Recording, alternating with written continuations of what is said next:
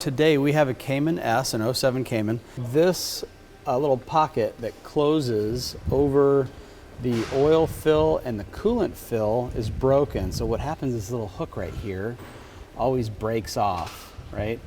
And so there's a little hook right here. It's supposed to grab inside this little hole. And it's supposed to clip in. Well, they're always broken. So I figured maybe I could fix it with possibly just a drill and a screw. So let's check it out.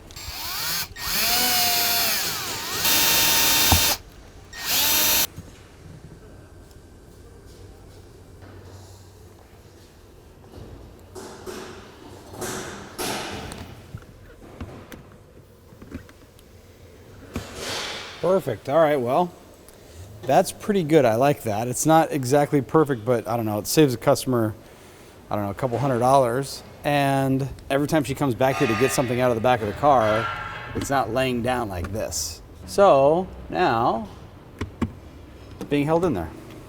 Perfect. Awesome. Just one little screw, one little drill hole, and that's it.